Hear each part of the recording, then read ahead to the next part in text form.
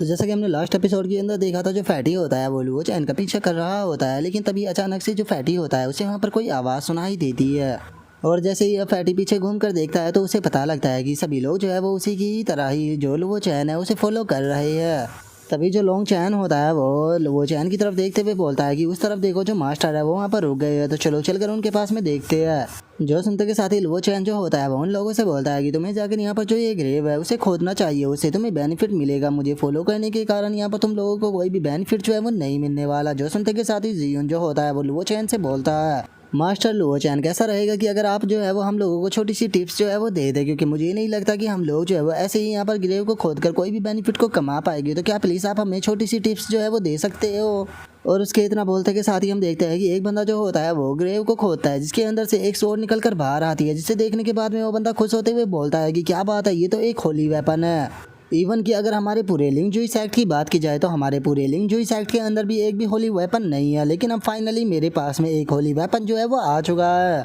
जो सुनते के साथ ही एक और बंदा जो होता है वो खुश होते हुए उसे बोलता है कि अरे ये तो कुछ भी नहीं है, जरा मेरी तरफ देखो, मुझे तो यहाँ से बोन युआन पिल जो है वो मिल गई है। ये पिल जो होती है वो स्पेशली लैग की जो स्ट्रेंथ होती है उसे बढ़ाने में यहाँ पर काम आती है। तो इसीलिए फ्यूचर में मैं लैग की टेक्निक जो है उसे प्रैक्टिस करूँगा, जिसके बाद में मेरी पावर जो है वो इतनी ज़्यादा बढ़ जाएगी कि कोई भी मेरा सामना नहीं कर पाएगा। इसीलिए तुम कह सकते हो कि ये एक लेजेंडरी इसकी एलेक्सर है। जो सुनते के साथ ही जो फैटी होता है वो लुओ चैन से बोलता है कि इसका मतलब यहाँ पर सभी लोगों को ग्रेव खोदने पर अच्छा अच्छा सामान मिल रहा है, तो इसीलिए प्लीज़ मास्टर लुओ चैन हमें छोटी सी टिप्स जो है वो दे दीजिए, ताकि हम लोगों का भी थोड़ा भला हो सके। जो सुनते के साथ ही लुओ चैन जो होता है वो भी थोड़ा सोचने लगता है और सोचते हुए बोलता है कि अच्छा तो तुम्हें थोड़ी टिप्स चाहिए। और इतना बोलने के बाद में लुओ चैन अपने मन में सोचता है, मुझे अगर अच्छे से याद है तो पास्ट में जो वाइट एम्प्रर की फैमिली थी उन्होंने यहाँ पर जो हाउटियान स्टोन का पीस था उसे यहाँ पर दबाया था ताकि वे एम्प्रर बॉडी को फोर्स कर सके। तो इसीलिए मुझे याद करने दो कि आखिर उन्होंने ये चीज़ की किस तरह से थी। और इतना सोचते के साथ ही अब लुओ चैन जो होता है वो उन लोगों से बोलता है कि ठीक है, अगर तुम अच्छे सामान को ढूंढना चाहते हो तो यहाँ पर तुम्हें जो ग्रेव है उसे सूंघना होगा, क्योंकि पास्ट में जो वाइट एम्प्रर था उसने यहाँ पर हाउटियान स्टोन को इसी जगह पर दबाया था। तो इसीलिए तुम यहाँ पर स्मेल की मदद से जो अच्छे अच्छे सामान है उसे ढूंढ सकते हो। और अब उसके इतना बोलते के साथ ही हम देखते हैं कि जो क्रेजी स्वॉर्डमैन होता है वो वहाँ पर ग्रेव को सूंघना शुरू कर देता है और ग्रेव को सूंघते हुए बोलता है कि क्या सच में ये मेथड काम करेगा, पता नहीं क्यों, लेकिन मुझे तो जो सारी की सारी ग्रेव है उनके अंदर से एक ही जैसी खुशबू आ रही है। जो सुनते के साथ ही जो फैटी होता है वो बोलता है कि हमें यहाँ पर सेक्ट मास्टर की बात माननी होगी। सेक्ट मास्टर जो है वो कभी भी गलत नहीं होते, और अगर मैं तुम्हें सच बताऊँ तो इस ग्रेव के अंदर से मुझे थोड़ी अलग फीलिंग आ रही है। और अब उनके इतना बोलते के साथ ही हम जो चूरैन होते हैं उसे देखते हैं, जो कि एक ग्रेव को सूंघते हुए बोलती है कि इस ग्रेव की खुशबू जो है वो बाकी की ग्रेव से काफ़ी ज़्यादा अलग है। और इतना बोलते के साथ ही अब चूरैन जो होती है वो उस ग्रेव के ऊपर अटैक करते हुए बोलती है कि ठीक है तो चलो देखते हैं कि इस ग्रेव के अंदर क्या है। और अब चूरैन के इतना बोलते के साथ ही हम देखते हैं कि उस ग्रेव के अंदर से एक पर्ल निकल कर बाहर आ जाता है, जिसे देखते के साथ ही अब जो लॉन्ग चैन होता है वो बोलता है कि आखिर ये किस तरह का चीज़ है। जो सुनने के बाद बाई यान भी बोलता है कि मैंने इस तरह की चीज़ को आज से पहले कभी नहीं देखा। और उनके इतना बोलते के साथ ही लुओ चैन भी थोड़ा सा हैरान हो जाता है। हैरान होते हुए बोलता है कि ये तो रिवर्स बैटल स्टाइल पर्ल है, मैंने नहीं सोचा था कि इस तरह का अमेजिंग ट्रेजर जो है वो भी यहाँ पर मौजूद होगा। और लुओ चैन के इतना बोलते ही वो पर्ल जो होता है वो एकदम से चूरैन की बॉडी के अंदर चला जाता है। और जैसे ही वो उसकी बॉडी के अंदर जाता है तो हम देखते हैं कि चूरैन की बॉडी के अंदर काफ़ी सारे मैसेज भी जाने लगते हैं, जिसके बाद में अब चूरैन जो होती है वो बोलती है कि लुओ चैन आखिर ये क्या चीज़ थी, क्योंकि जैसे ही ये मेरी बॉडी के अंदर गई मुझे बहुत ही ज़्यादा अच्छा फील जो है वो हो रहा है। जो सुनते के साथ ही लुओ चैन जो होता है वो उसको बताता है कि ये पर्ल जो है वो खुद की एक हिस्ट्री को रखता है। अगर तुम 100 बैटल जो है उन्हें सरवाइव कर गई तो उसके बाद में तुम गॉड ऑफ वार की जो बॉडी है उसे फोर्ज कर पाओगी। जो सुनते के साथ ही लॉन्ग चैन और जो किनपिंग होती है वे दोनों भी हैरान हो जाते हैं और हैरान होते हुए बोलते हैं कि क्या गॉड ऑफ वार की बॉडी को फोर्ज करना सच में ये तो कितना ज़्यादा औसम है। जो सुनते के साथ ही अब चूरैन जो होती है वो भी बोलती है कि ठीक है, मैं तुम्हारी बात को समझ गई, मैं इस गॉड ऑफ वार की बॉडी को फोर्स कर ज़रूर रहूँगी। और उसके इतना बोलते के साथ ही हमारा व्यू जो होता है वो जी उनके ऊपर आ जाता है, जो कि एक ग्रेव के सामने आ चुका होता है। और उस ग्रेव के सामने आने के बाद में वो बोलता है कि चलो फाइनली मुझे भी एक ग्रेव मिल गई जिसकी खुशबू थोड़ी अलग है, तो चलो इसे ओपन कर देखते हैं कि इसके अंदर क्या है। और इतना बोलते के साथ ही वो जैसे ही उस ग्रेव को ओपन करता है तो उसके अंदर से एक आर्मर निकल कर बाहर आता है। और उस आर्मर को देखने के बाद में लुओ चैन जो होता है वो बताता है कि ये तो ब्लेसिंग आर्मर है, क्या बात है, सभी लोगों को यहाँ से अच्छी अच्छी चीज़ें जो है वो आज मिल रही है। जो सुनने के बाद जियोन को कुछ भी समझ में नहीं आता, वो लुओ चैन से पूछता है कि मास्टर लुओ चैन आखिर ये ब्लेसिंग आर्मर क्या होता है, क्योंकि मैंने तो आज से पहले कभी भी इस तरह के आर्मर के बारे में नहीं सुना है। जो सुनते के साथ ही लुओ चैन उसको बताता है कि तुम्हें बस सिंपली इस आर्मर को पहनना है और इस आर्मर को पहनने के बाद में तुम्हें पता लग जाएगा कि इसके कितने ज़्यादा यूज़ है, क्योंकि तुम अंदाज़ा भी नहीं लगा सकते कि तुम इसका कितना ज़्यादा यूज कर सकते हो और धीरे धीरे टाइम के साथ में तुम इसके बारे में समझते चले जाओगे। और लुओ चैन के इतना बोलते के साथ ही हमारा व्यू जो होता है वो लुओ जी के ऊपर आ जाता है, जो कि एक ग्रेव के सामने आ चुकी होती है और उस ग्रेव को सूंघते हुए बोलती है कि इस ग्रेव की स्मेल जो है वो काफ़ी ज़्यादा अलग है, तो चलो ट्राई कर देखते हैं कि इसके अंदर से मुझे क्या मिलता है। और इतना बोलते के साथ ही जो लुओ जी होती है वो उस ग्रेव को ओपन कर देती है और जैसे ही वो उस ग्रेव को ओपन करती है तो हम देखते हैं कि उस ग्रेव के अंदर से एक हड्डी निकल कर बाहर आती है, जिसे देखने के बाद में लुओ जी जो होती है वो बोलती है कि ये तो बस एक बोन है। और लुओ जी के इतना बोलते के साथ ही हम देखते हैं कि जो लुओ चैन होता है उसका ध्यान भी उस बोन के ऊपर चला जाता है, जो देखते के साथ में अब लुओ चैन जो होता है वो लुओ जी के पास में आ जाता है, जो देखने के बाद में लुओ जी लुओ चैन से पूछती है कि लुओ चैन क्या तुम बता सकते हो कि ये क्या चीज़ है। और उसके इतना बोलते के साथ ही हमारा व्यू लुओ जी के ऊपर आता है, जिसे कि एक बोन मिली होती है और अब उसे देखते के साथ ही लुओ चैन भी उसके पास में आ जाता है और उसके पास में आने के बाद बताता है कि ये तो ग्रेट लुओ गोल्डन बोन है। जो सुनने के बाद में मिस्टर लुओ पूछती है कि आखिर ये ग्रेट लुओ गोल्डन बोन क्या होती है। जो सुनकर लुओ चैन जो होता है वो उसको समझाता है कि जो ग्रेट लुओ गोल्डन बोन है ये इमोर्टल और डेमोनिक दोनों ही इसके अंदर नेचर होते हैं, तो इसीलिए मैं तुम्हें एडवाइस दूंगा कि तुम्हें इसे नहीं लेना चाहिए। जो सुनते के साथ ही मिस लुओ जो होती है वो लुओ चैन से पूछती है कि क्या ये मुझे स्ट्रॉन्ग बना सकती है। जो सुनने के बाद में लुओ चैन जो होता है वो उसे बोलता है कि हाँ ये तुम्हें काफ़ी ज़्यादा स्ट्रॉन्ग बना सकती है।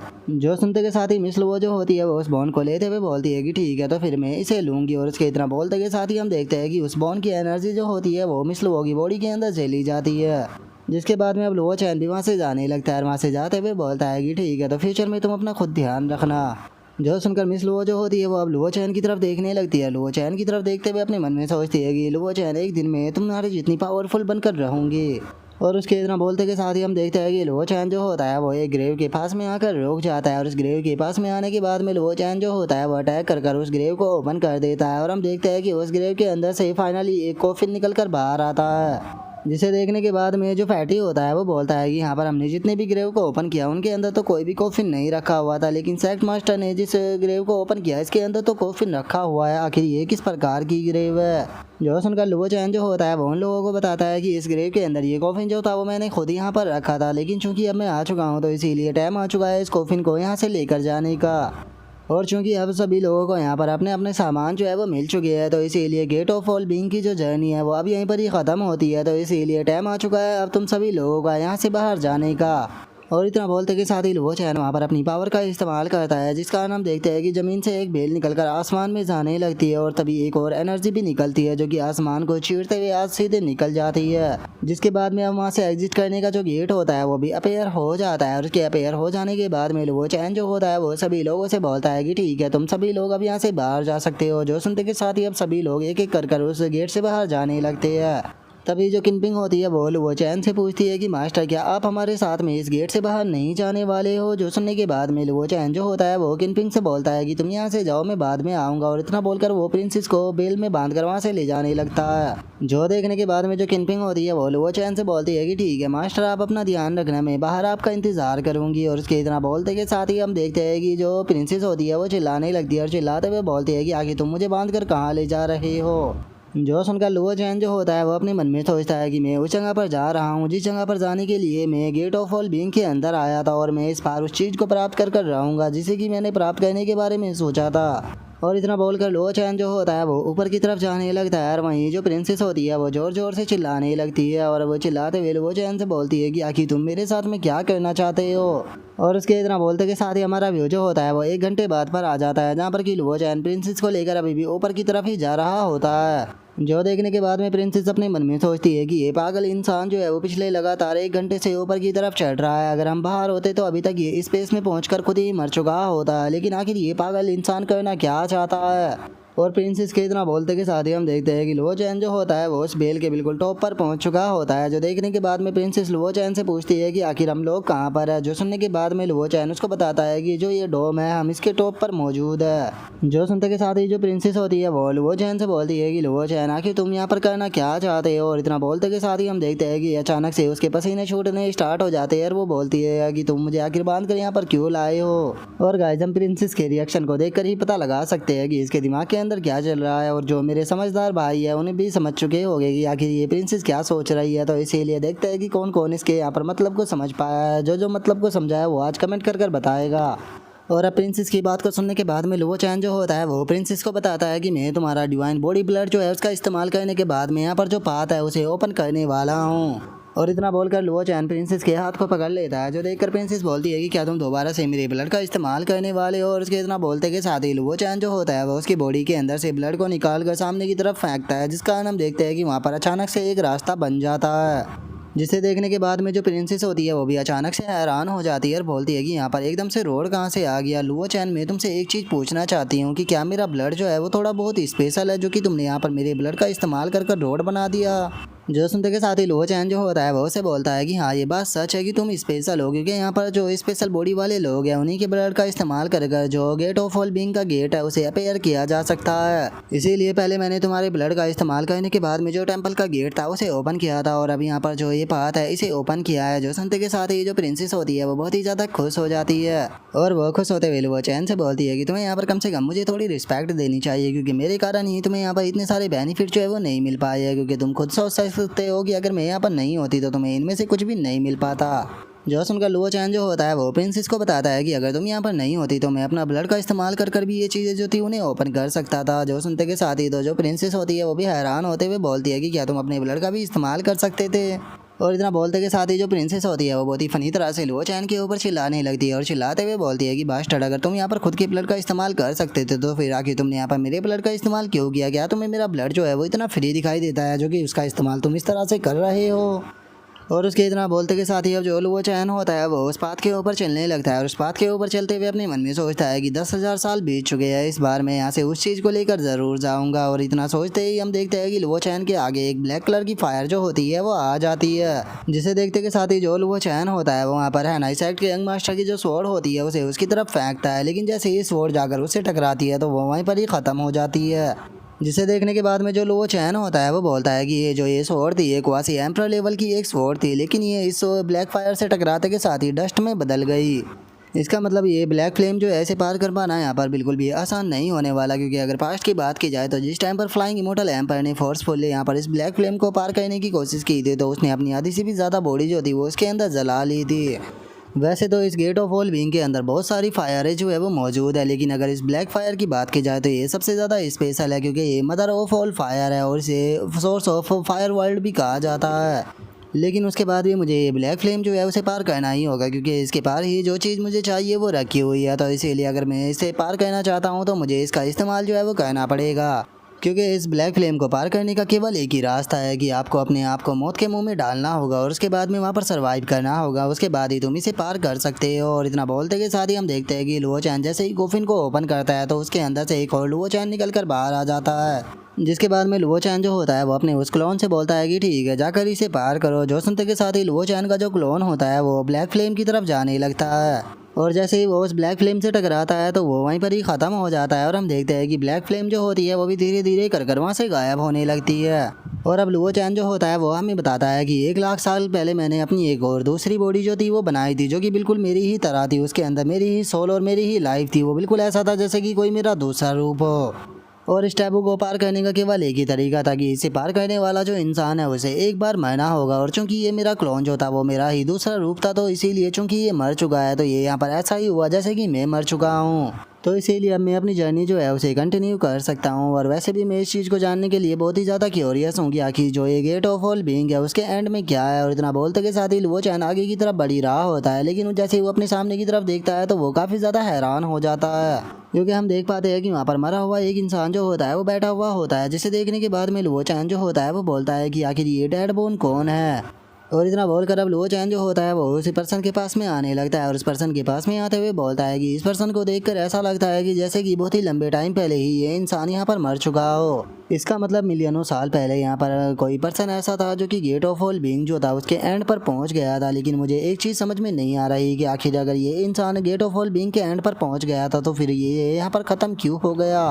और इतना बोलते के साथ ही अब लुओ चैन जो होता है वो उस पर्सन की जो स्वॉर्ड होती है उसे उठाने लगता है। उठाते हुए बोलता है कि चलो इसके वेपन को देखते हैं कि आखिर ये किस प्रकार का वेपन है। और इतना बोलते के साथ ही लुओ चैन जैसे ही उसकी स्वॉर्ड को देखता है तो वो बोलता है कि वो ये एक एम्परर लेवल का वेपन है। लेकिन ये काफ़ी दुख की बात है कि जो ये एम्परर वेपन था ये पिछले लाखों सालों से यहाँ पर इसी तरह से रखा हुआ था और चूंकि इसके अंदर बिल्कुल भी स्पिरिचुअल एनर्जी नहीं रही तो इसीलिए टाइम के साथ में ये धीरे धीरे ख़त्म हो गया और अब ये एक डस्ट से ज़्यादा कुछ भी नहीं है। और लुओ चैन के इतना बोलते ही वो एम्परर वेपन वहीं पर ही ख़त्म हो जाता है। जिसके बाद में अब लुओ चैन जो होता है वो उस मरे हुए पर्सन की तरफ देखने लगता है और उसकी तरफ देखते हुए बोलता है कि अगर ये यहाँ पर एम्परर वेपन का इस्तेमाल कर रहा था तो पक्का ये एक इमोर्टल एम्परर था। लेकिन मुझे समझ में नहीं आ रही कि अगर ये एक इमोर्टल एम्परर था तो यहाँ पर तो कोई फाइट का साइन भी नहीं दिखाई दे रहा तो फिर आखिर ये यहाँ पर मरा कैसे और आखिर इस इंसान की यहाँ पर आइडेंटिटी क्या हो सकती है। क्योंकि इस तरह के किसी भी इंसान के बारे में मैं नहीं जानता हूँ तो क्या ऐसा हो सकता है कि ये मेरे से भी पहला जो एरा था उससे बिलोंग करता था। और इतना बोलते के साथ ही जो लुओ चैन होता है उसका ध्यान जो होता है वो उस मरे हुए इंसान के सामने जाता है जहाँ पर कि हमने देख पाते हैं कि उसने एक मैसेज वहाँ पर लिखा हुआ होता है। जिसे देखने के बाद में जो लुओ चैन होता है वो बोलता है कि यहाँ पर ये जो शब्द लिखे हुए हैं ये इस इमोर्टल एम्परर ने अपने खून से लिखे थे मरने से पहले। लेकिन इस इंसान ने यहाँ पर लिखने के लिए जिन शब्दों का इस्तेमाल किया है ये शब्द जो है वो मुझसे पहले एरा के थे। तो क्या ये बात सच है कि ये पर्सन जो था वो मुझसे पहले एरा से बिलोंग करता था। और अब इतना बोलते के साथ ही लुओ चैन उन शब्दों को अपने पास में रख लेता है। अपने पास में रखते हुए बोलता है कि ये शब्द जो थे वो पिछले एरा के पर्सन ने यहाँ पर लिखे हुए हैं। पक्का इनके अंदर कोई ना कोई मेथड ज़रूर होगा। अगर मैं इसे सुलझा लेता हूँ तो इससे मुझे बहुत ही बड़ी छुपी हुई इन्फॉर्मेशन भी मिल सकती है। और इतना बोलते के साथ ही अब जो लुओ चैन होता है वो अपने पास से जो क्योस बैल होती है उसे निकाल लेता है और क्योस बैल को निकालते के साथ ही सीधे उसे आसमान की तरफ शूट कर देता है। जिसके बाद में अब लुओ चैन बोलता है कि ठीक है टाइम आ चुका है यहाँ पर जो टाइम बोट है उसे समन करने का। वैसे तो जो क्योस बैल है उसका बैटलों के अंदर इस्तेमाल करने के कारण इसकी जो रियल पावर थी वो ख़त्म हो चुकी है और अब ये इतनी पावरफुल नहीं रही जितनी कि ये पास्ट में हुआ करती थी। लेकिन जो ये इमोर्टल बैल थी इसे बनाने के लिए जो इमोर्टल एम्परर फी यांग था उसने बहुत ही ज़्यादा एफर्ट जो था वो डाला था। तो इसीलिए मुझे लगता है कि ये मेरे थोड़े बहुत काम तो यहाँ पर आ ही सकती है। और लुओ चैन के इतना बोलते के साथ ही हम देखते हैं कि बैल के कारण काफ़ी सारे क्लाउड वहाँ पर आने लगते हैं जिन्हें देखने के बाद में लुओ चैन मुस्कुराते हुए बोलता है कि फाइनली जो CEO ऑफ क्लाउड है वो अपेयर होना शुरू हो गई है। इसका मतलब ये यहाँ पर अपने काम को कर रही है। और इतना बोलते के साथ ही लुओ चैन जो होता है वो अपनी पावर का इस्तेमाल करके जो बैल होती है उसे और भी ज़ोर से बजाने लगता है। जिसके बाद में हम देखते हैं कि कोई चीज़ जो होती है वो उस जगह पर आने लगती है और देखते हैं कि फाइनली एक बोट जो होती है वो उस जगह पर आ चुकी होती है। जिसे देखने के बाद में लुओ चैन जो होता है वो भी काफ़ी ज़्यादा खुश हो जाता है और खुश होते हुए बोलता है कि फाइनली जो टाइम बोट है वो यहाँ पर आ चुकी है। जैसा कि मैंने सोचा था कि उस बैल जो है वो सच में यहाँ पर जो टाइम बोट है उसे समन कर सकती है। क्योंकि वैसे भी यहाँ पर जो एक ही उस बैल है इसे बनाने के लिए जो 5 इमोर्टल एम्परर थे उन्होंने साथ में मिलकर काम किया था। और लुओ चैन के इतना बोलते के साथ ही हम देखते हैं कि जो वो टाइम बोट होती है वो आगे की तरफ बढ़ने लगती है। जिसे देखने के बाद में लुओ चैन जो होता है वो क्योस बैल का इस्तेमाल करते हुए बोलता है कि ठीक है जाकर उसे रोको। और लुओ चैन के इतना बोलते के साथ ही हम देखते हैं कि क्योस बैल के ऊपर दरार आना स्टार्ट हो जाती है। जिसे देखकर लुओ चैन बोलता है कि मुझे लगता है कि क्योस बैल उतनी भी पावरफुल नहीं रही जितना कि मैंने सोचा था। क्योंकि ये तो इतनी जल्दी यहाँ पर सेटर होना स्टार्ट हो चुकी है। और अब इतना बोलते के साथ ही जो लुओ चैन होता है वो अपने पास से जो अपना ब्लड होता है उसे निकाल लेता है और उसे निकालते हुए बोलता है कि लगता है कि क्योस बैल की पावर थोड़ी बढ़ानी होगी। और इतना बोलते ही लुओ चैन अपना ब्लड और जो उसके पास में दोनों एम्परर आर्टिफैक्ट होते हैं उन्हें वो क्योस बैल की तरफ फेंक देता है। और अब लुओ चैन के ऐसा करते के साथ ही हम देखते हैं कि वे चीज़ें एक दूसरे के साथ में कंबाइन होने लगती है। जिसे देखने के बाद में लुओ चैन बोलता है कि मेरा ब्लड जो है वो इन सभी को जो क्योस बैल है उसके साथ में कंबाइन करने में मदद करेगा। जिस कारण मुझे लगता है कि ये क्योस बैल जो है वो कुछ टाइम तक इस बोट को रोक सकती है। और लुओ चैन के इतना बोलते के साथ ही हम देखते हैं कि क्योस बैल जो होती है वो पूरी तरह से टूट जाती है। जो देखने के बाद में लुओ चैन बोलता है कि नहीं ये सही नहीं हुआ, क्योस बैल पूरी तरह से टूट गई। और अब लुओ चैन के इतना बोलते के साथ ही हम देखते हैं कि जो टाइम बोट होती है वो भी वहाँ से जाने लगती है। जो देखने के बाद में लुओ चैन बोलता है कि टाइम बोट यहाँ से जा रही है, अगर ये गई तो दोबारा वापस नहीं आएगी। तो इसका मतलब मुझे यहाँ पर खुद ही जो टाइम बोट है उसे रोकना होगा। और इतना बोलकर लुओ चैन टाइम बोट की तरफ जाने लगता है। लेकिन तभी हम देखते हैं कि वहाँ पर काफ़ी सारे अटैक जो होते हैं वो सीधे लुओ चैन की तरफ आने ही लगते हैं और उन अटैकों से बचने के लिए लुओ चैन कुछ भी नहीं कर पाता और वे सीधे उससे टकराते हैं, जिस कारण लुओ चैन भी वहाँ पर इंजर्ड हो जाता है। लेकिन लुओ चैन जो होता है वो बिल्कुल भी हार नहीं मानता और टाइम बोट की तरफ जाने लगता है। और अब हम देखते हैं कि लुओ चैन जो होता है वो फाइनली जो वो टाइम बोट होती है उसके अंदर आ जाता है। लेकिन हम देखते हैं कि उन अटैकों के कारण लुओ चैन काफ़ी इंजर्ड भी हो चुका होता है और अब वो बोलता है कि सच में जो ये स्पेशल ब्लेड थे ये तो काफ़ी ज़्यादा पावरफुल थे, मुझे डर था कि मैं ज़्यादा देर तक इन अटैकों को नहीं रोक पाता। तो कैसा रहेगा कि अगर यहाँ पर जो ये पावर है इसका इस्तेमाल कर जो मेरी हेमनली चैन है इसने तोड़ा जाए। और इतना बोलते के साथ ही वो चैन जो होता है वो अपनी जो हेमनली चेन होती है उन्हें अपेयर कर लेता है। और हम देखते हैं कि स्पेस से काफ़ी सारी एनर्जी जो होती है वो सीधे जो लुओ चैन होता है उसकी तरफ आने लगती है, जिससे कि हम देख पाते हैं कि लुओ चैन भी काफ़ी बुरी तरह से इंजर्ड हो चुका होता है और फाइनली उसकी एक हेमनली चैन जो होती है वो टूट जाती है। और हम देखते हैं कि लुओ चैन काफ़ी ज़्यादा प्रॉब्लम में होता है और वो अपने मन में सोचता है कि मुझे कुछ और टाइम जो है वो इस पावर को संभाल कर रखना होगा, क्योंकि यहाँ पर जो गेट ऑफ ऑल बीइंग है वो आखिरी बार अपेयर हुआ है। इसके बाद में गेट ऑफ ऑल बीइंग कभी भी अपेयर नहीं होने वाला, तो मैं इस बार नहीं हार सकता। और लुओ चैन के इतना सोचते के साथ ही हमारा आज का एपिसोड यहीं पर ही कंप्लीट हो जाता है। तो नेक्स्ट एपिसोड के अंदर देखिए कि आगे क्या होता है। अगर आप लोगों को वीडियो अच्छी लगी हो तो लाइक करना, चैनल को सब्सक्राइब करना। मैं मिलता हूँ आप लोगों से नेक्स्ट एपिसोड के अंदर, तब तक के लिए बाय बाय गाइस।